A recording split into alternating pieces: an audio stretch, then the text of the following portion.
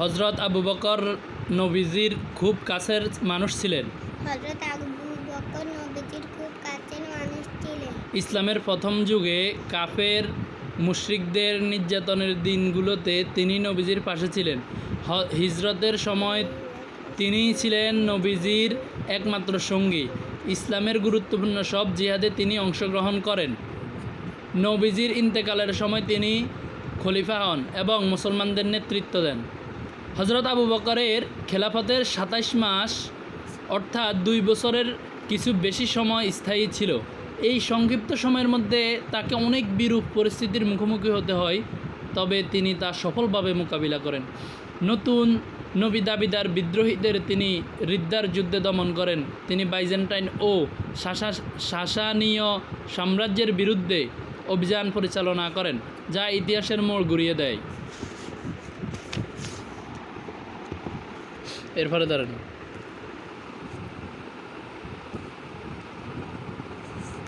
নাই ইতিহাসের মোড় ঘুরিয়ে দেয়।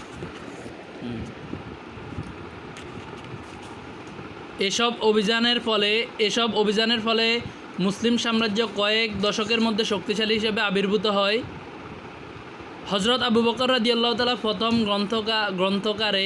গ্রন্থাকারে কোরআন সংকলন করেন। এর আগে কোরআন বিভিন্ন অংশ বিচ্ছিন্নভাবে লিপিবদ্ধ ছিল। হযরত আবু বকর রাদিয়াল্লাহু তাআলা ইন্তেকালের আগে কোরআনের এই কপিটি তার উত্তরসূরি হযরত ওমর ইবনুল খাত্তাব রাদিয়াল্লাহু তাআলা আনহুকে দিয়ে যান। ওমর রাদিয়াল্লাহু তাআলা আনহুর শাসনামলে এটি তার কাছে রক্ষিত ছিল। হযরত আবু বকরের চালচলন ছিল সাদাসিধে। মোটা কাপড় পরিধান ব্যবহার করতেন। বাহ্যিক কোনো জাঁকজমক ছিল না। তিনি ৬৩৬ খ্রিস্টাব্দে ২৩ আগস্ট ১৩ হিজরি ২২ জুমাদাস সানিতে ইন্তেকাল করেন। তখন তার বয়স হয়েছিল ৬২ বছর। হযরত আয়েশা রাদিয়াল্লাহু তাআলা আনহার ঘরে নবীজির পাশে তাকে দাফন করা হয়। আচ্ছা, এরপরে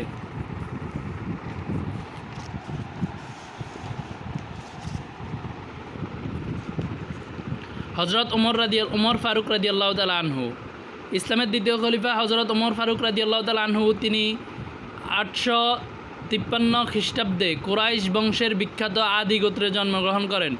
হযরত ওমরের পিতা খাত্তাব কুরাইশ বংশের একজন বিখ্যাত লোক ছিলেন।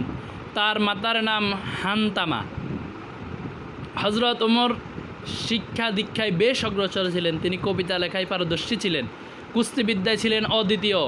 নবীজি যখন মানুষকে ইসলামের পথে আহ্বান করেছিলেন, তখন কাফির মুশরিকরা সত্য ধর্মের আহ্বান সহ্য করতে পারল না। তাই তারা নবীজিকে হত্যা করার ঘোষণা দিল। এজন্য তারা পুরস্কারও ঘোষণা করল।